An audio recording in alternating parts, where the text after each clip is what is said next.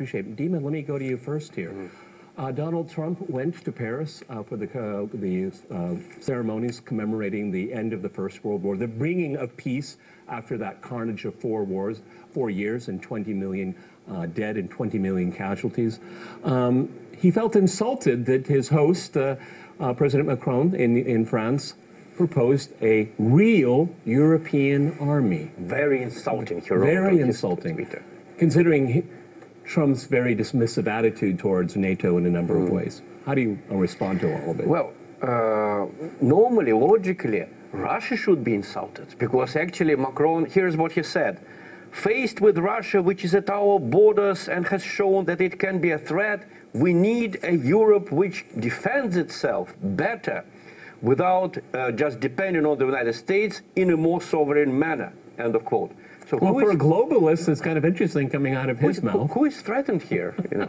Is he going to build a European army against the United States? No, against Russia. He says it quite openly. And I think it's a disgrace, 100 years after the war, in which France and Russia were on the same side, in which millions of Russians died. He says it, Russia, which is now at our borders.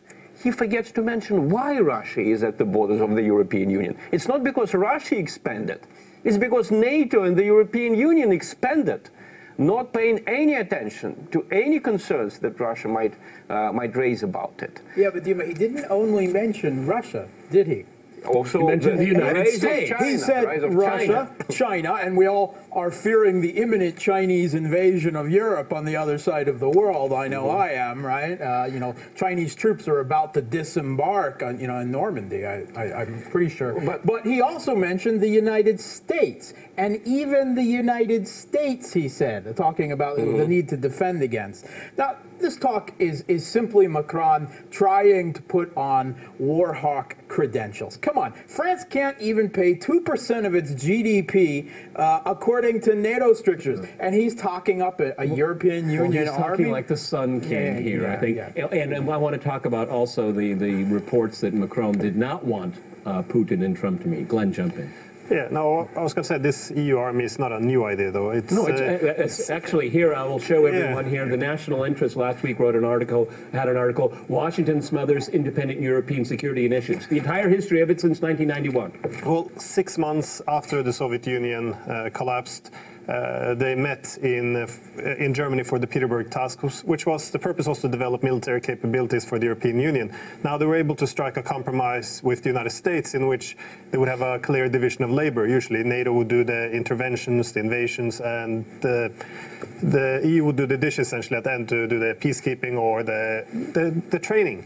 So, good cop, bad cop? It would be the softer one. But I would call it political fig leaf to the U.S. military. Keep going, Glenn. Yeah, but what has happened now, of course, is there's been more push for an EU army because, well, Trump has alienated the Europeans, and we can't really forget that the British has been the main one to obstruct an EU army. And now with Brexit, they're pretty much out of the way. And from France, they've been pushing for, or already developed a security initiative outside the EU structures, and the Germans would like to bring it in. So you have all these different incentives for developing an EU army, but I think also an important point is that the EU is really struggling for its existence now. The purpose, the reason why people join the EU is political and economic reasons, and economically it's flopping, it's going from crisis to crisis. So I think there is a need now to essentially get a new purpose for the EU, and it looks like that's pivoting towards the military. Is there any indication even that the Europeans want to have their own army? It depends on which Europeans I'm not talking about the elites. I'm talking about real people. Normal Europeans, I think, see no threat from Russia. They're sick of the wars in the Middle East. They don't want Europe to support the insurgents in Syria. They don't want Europe to bomb Libya in order to kill Gaddafi and plunge the country into the civil war.